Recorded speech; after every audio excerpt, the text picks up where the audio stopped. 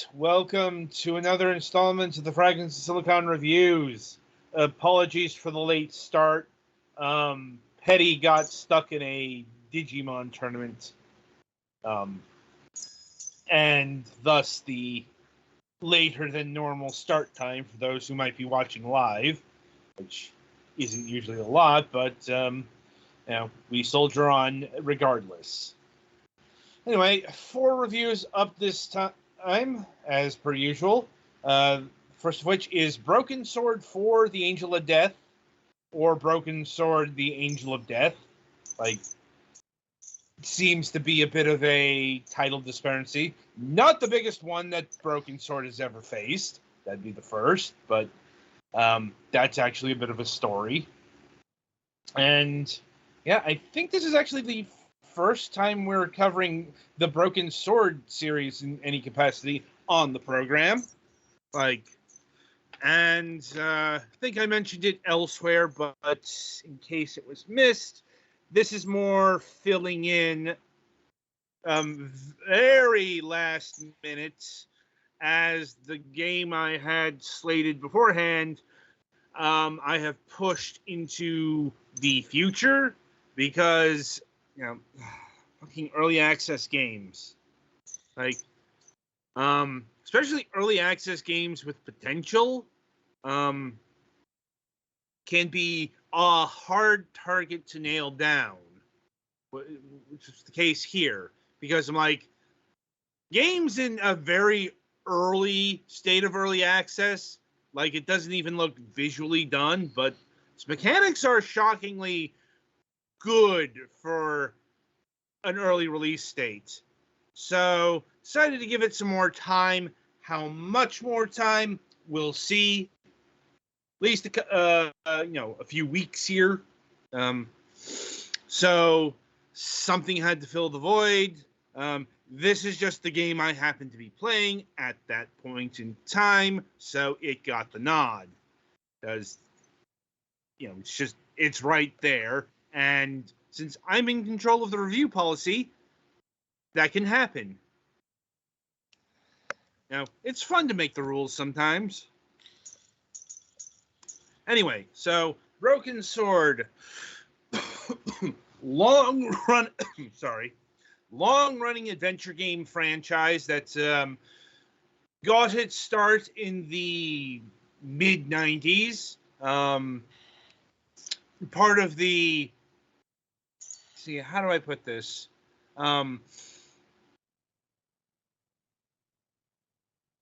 exactly sure if there's a term for the adventure game scene in the 90s, but very much of that scene. Obviously, it's not spoken of quite as reverently as something that was put out by LucasArts or even Sierra at the time, but Broken Sword certainly had a reputation, especially in Europe.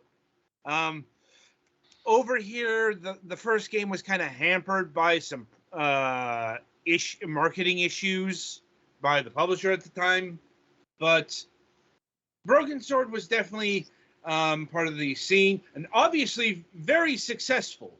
Successful enough to see 5 entries to date. And the developer of the game, Revolution Studios, still alive.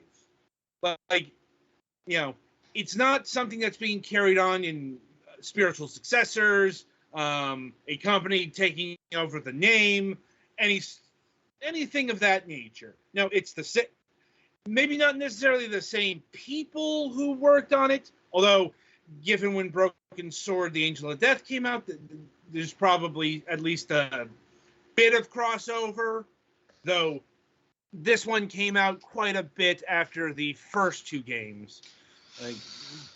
Because the first 2 came out in pretty rapid succession of one another, and are arguably the best in the franchise. So far, they're my favorite. Granted, haven't played 5 yet, but I completely bounced off of 3. And gotta admit, 4 here wasn't really amazing me. Like, it's a, I'll come out and say it, it's a competent Broken Sword game. Like, if you played the series, you will find a lot of familiarity here, but it's that whole polygon ceiling. Really hit Broken Sword hard, because the first 2 games, they were done in what you'd expect from the 90s, traditional hand-drawn animation. Arguably 2 of the best-looking adventure games of the era. And then you get to Broken Sword 3, and indeed 4 here. Very bland, very, workable, but not amazing full 3D visuals. Like I said, it's the kind of thing that happened to a lot of games that made the jump to 3D. Like, though with Broken Sword 4 here, I am pleased to report that it does have a point-and-click system. This is something that the 3rd game omitted. Reason being, to be able to better control on a console. Like, it wasn't the first game that used the full 3D control scheme, but using that with a keyboard and mouse was always awkward. Like, it's honestly a control scheme that's always worked better with a controller. It was the biggest thing holding back Grim Fandango until it got a modern re-release. Because, you were expecting full 3D controls with a full 3D world. But realistically, in an adventure game perspective, it was a step back. Now, Broken Sword, the Angel of Death, fuses the two control schemes together. It's fully 3D, but it's a point-and-click style, or you can use the keyboard. Sometimes it's better to use a keyboard because I will admit the mouse clicking can be finicky. And there are times when you're going to want to use a point-and-click interface. So, about the game itself. Well, it's like, if you've played a Broken Sword game, you're probably, you've either played this game already or you know what you're in for. Like, but if you haven't, Broken Sword is a series of, it's a series of adventure games that's both very grounded, but also very fantastical. That is to say, who your heroes are: George Stobart, a patent lawyer, or in this case, a bail bondsman, and Nico, the reporter. 2 very grounded characters, but they get into very fantastical situations, often involving the Knights Templar. Like, that was like the subject. So it's a contemporary. Yes. Fantastic. Think, Indiana Jones, only slightly more modern. And sometimes less grave robby. Sometimes, like, not going to ignore Broken Sword 2 there. Like, because that was all about dealing with the Mayans. Like, but, yeah. Well, you know what they say, what's mine is yours. And indeed, I bring up the Knights Templar because they are the subject of focus once again. You sure did get into a lot of trouble for such a relatively small organization. It wasn't the size; it was the power and influence they wielded. Oh yeah.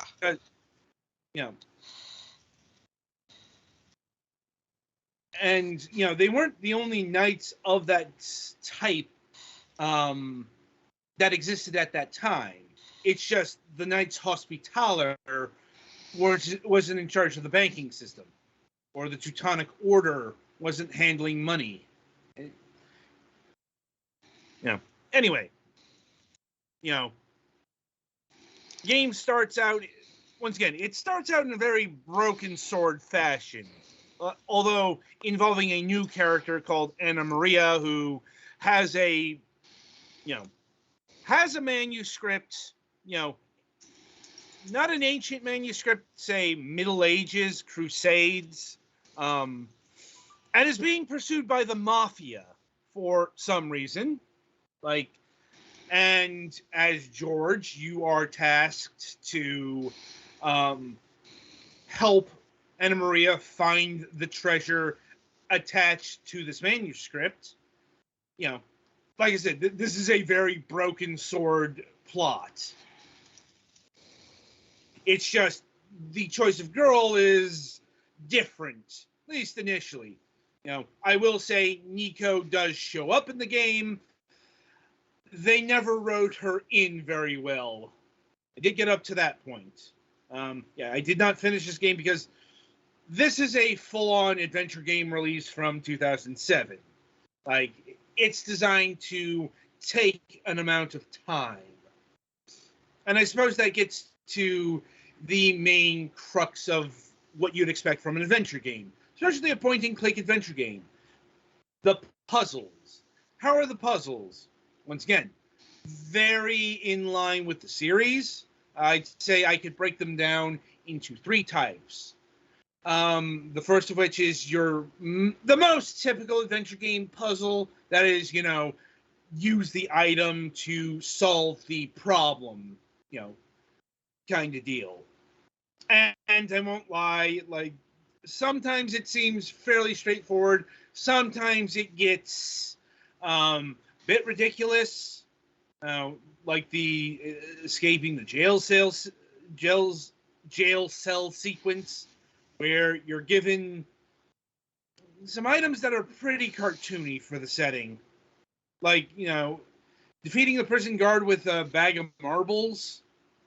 Yeah, that technically works, but it's a fucking pratfall nonetheless. Wasn't any less ridiculous when King's Quest did that either. Let's see. You've got the probably most of the time puzzles, and that is to say, you can tell this is a game that was released in the mid-aughts because you've got your magic Palm Pilot that can hack systems. And it does that by doing essentially reflection puzzles. You've got this beam of light, and you've got to aim it correctly at the nodes into the master node or whatever they called it. It's a reflection puzzle. You've got to use the mirrors to bend the light beam at the proper angle, the proper point to make sure everything works. It's just framed in the setting of very mid-2000s technology. And the third type is, kind of like the central environmental puzzle, like the manuscript puzzle. Gives you a bunch of Latin phrases that you translate and will eventually come to the fore in a bunch of as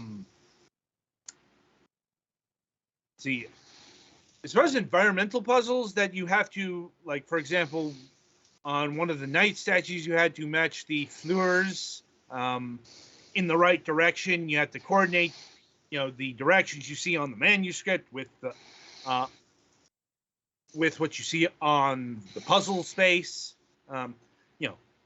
Once again, another favorite of adventure games. All in all, it's a very traditional adventure game in a wrapping that was very of the time. That is to say, it's a broken sword game in a full 3D space, and it does things very competently. I wouldn't say anything was amazing. The puzzles were, the best puzzles were definitely attached to the manuscript. The item key and lock stuff was either too mundane or too goofy for the setting. Looking at like the sausage factory was kind of dull. Also, the phone stuff was it's just I've never particularly liked reflection puzzles. Don't hate them, but never liked them either. But as I said, it all works out fairly well. It's just the presentation here. We did try to find the demo for this, but that's a thing that got released in 2006, so that would have taken more time tracking down than we were willing to invest.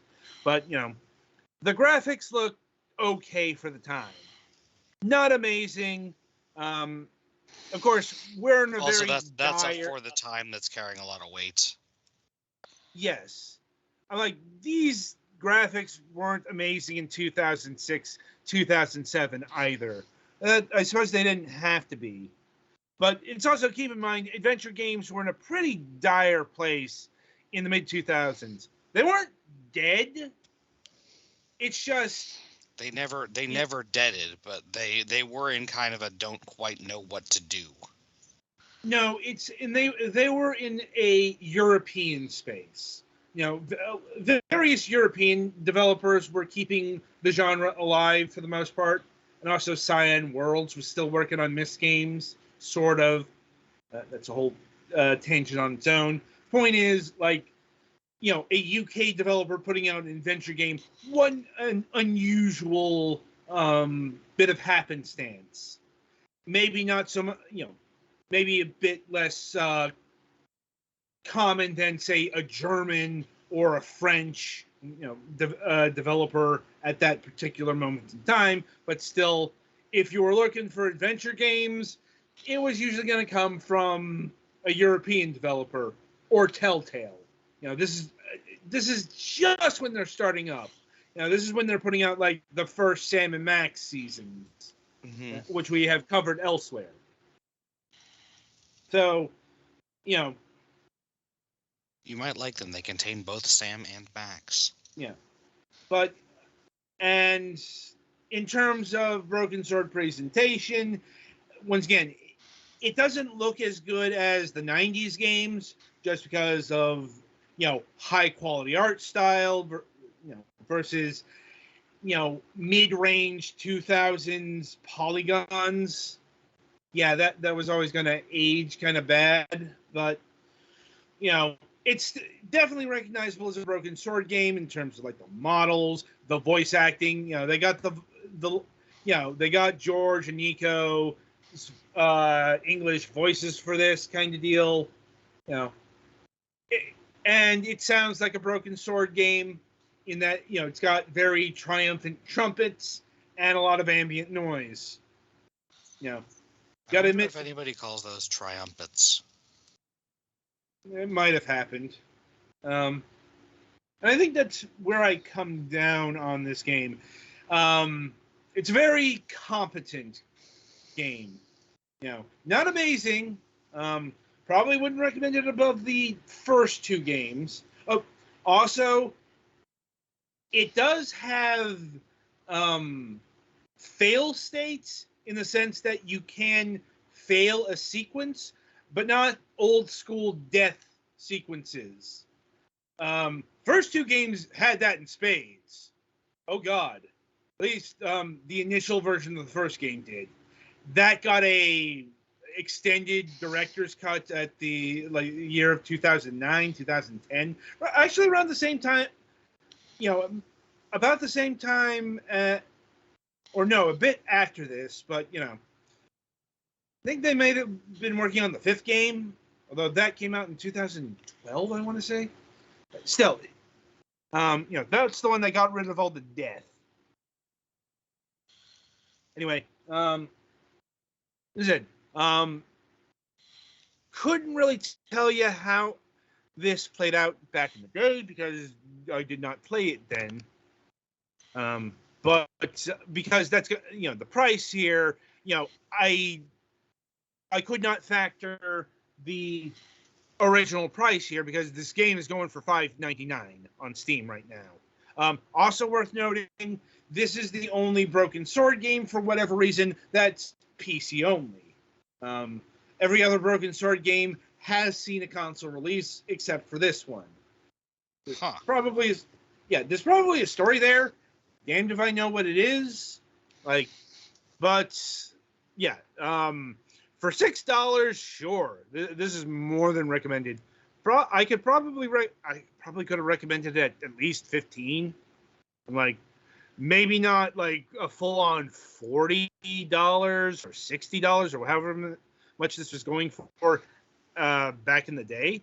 Broken Sword 4 soundtrack is also available. $3.99. No package here for at least not for the DLC. There are a couple of bundles here: the Broken Sword Complete Pack and the 20th Anniversary Collection, which which I think contains everything Broken Sword, but those are clocking in at $34.25 and $55.19. I'm those bundles are probably worth getting just for the amount of games and once again, these aren't modern day downloadable titles or episodic games or anything like that. So it's not like Broken Sword 1, that's a quarter of the story. It's no, Broken Sword 1 is the whole story. Broken Sword 2 is the whole story. Yes, and especially if you're not using a guide, they're gonna take you a while to figure out. They're not easy games either. I was about halfway done. I'm 11 hours in to this particular title, just to cite one example. Mm-hmm. Anyway, so yeah, Broken Sword 4, The Angel of Death, a perfectly cromulent game. So, any questions, comments, or concerns about The Angel of Death here? Whose sword is it, and why is it broken? I don't know. I think I'm good. Yeah. I think that might have been related to the first game. It's been a while since I played that, but I think that might have been related to the first game, and they kept the title. It's probably Charlemagne or something. Anyway, so that'll about do it for Broken Sword 4. Be sure to tune in after the break, as Penny Fan will be reviewing Never Alone, or I'm probably gonna butcher this, and I don't think anyone here speaks Inuit, but Kisama Ingi, fuck it, new Never Alone. Just take it a couple of letters at a time. Well, they got an English title here, but it's also the Never Alone Arctic Collection for the Nintendo Switch. And there is a distinction to be made here. More on that in the review itself. Fair enough.